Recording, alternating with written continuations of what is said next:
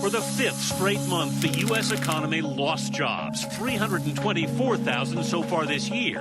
A meltdown in the mortgage industry. This is the biggest point drop that has ever been seen in a day. The worst financial collapse since the Great Depression. This is cataclysmic. American workers were laid off in numbers not seen in over 3 decades. Whoever wins in November is going to come into office in January facing a deep recession, facing trillions of new liabilities. This is a once-in-a-half-century, probably once-in-a-century type of event.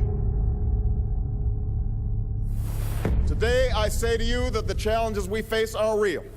They are serious and they are many.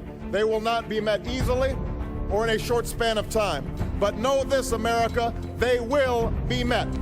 On the day Barack Obama took office, America had already lost 4.4 million jobs. An economic disaster, the worst in a generation. Some said America's best days were behind us.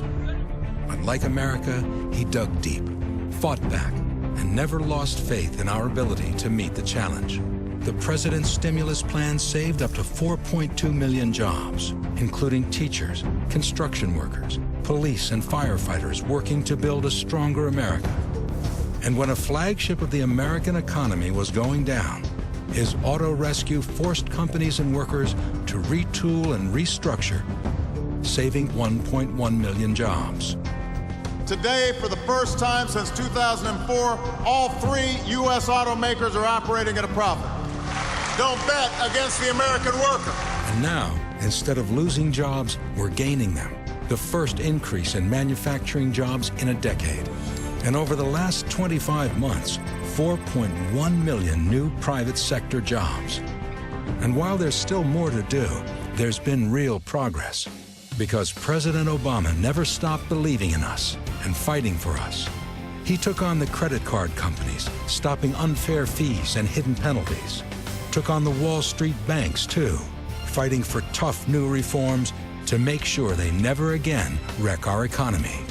He passed historic health reform, and now insurance companies can't deny children coverage for pre-existing conditions.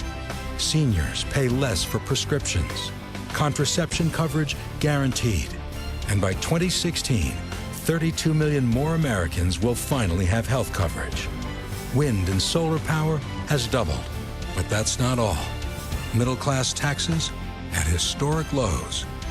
College loans more affordable and easier to repay.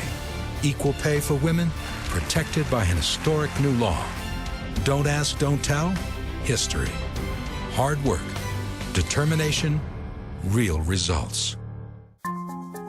But instead of working together to lift America up, Republicans were waging a campaign to tear the president down. Virtually every Republican has decided to just say no to anything the president proposes. Put me in the no column. Vote no. Vote no. Republicans are getting a rap as the party of no. Yesterday, in the end, not a single Republican voted for the bill, and apparently the relative merits of the legislation had little to do with it. Our top political priority over the next 2 years should be to deny President Obama a second term.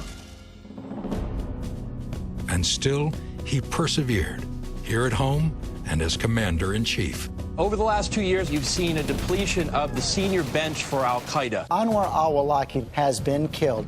Another huge victory in the war on terror.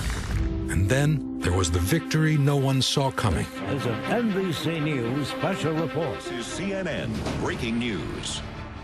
Tonight, I can report to the American people and to the world that the United States has conducted an operation that killed Osama bin Laden, the leader of al-Qaeda, and a terrorist who's responsible for the murder of thousands of innocent men, women, and children. This is truly one of those moments people will remember where they were when they heard Osama bin Laden is dead. And now, the war in Iraq is over. For nearly 9 years, our nation has been at war in Iraq. So as your commander-in-chief, and on behalf of a grateful nation, I'm proud to finally say these 2 words: welcome home. A promise kept by a president who understands America's promise who understands America's greatness comes from a strong, secure middle class. That's the America President Obama believes in. And that's what he's fighting for every day.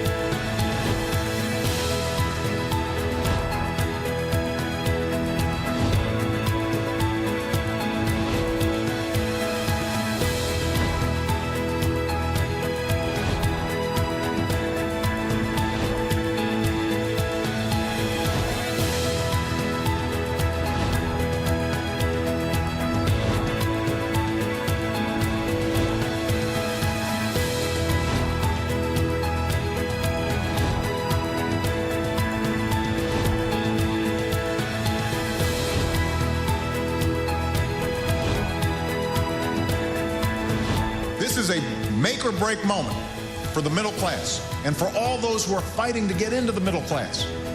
Because what's at stake is whether this will be a country where working people can earn enough to raise a family, build a modest savings, own a home, secure their retirement. I believe that this country succeeds when everyone gets a fair shot, when everyone does their fair share, when everyone plays by the same rules. And I believe America is on the way up. Thank you. God bless you. God bless the United States of America.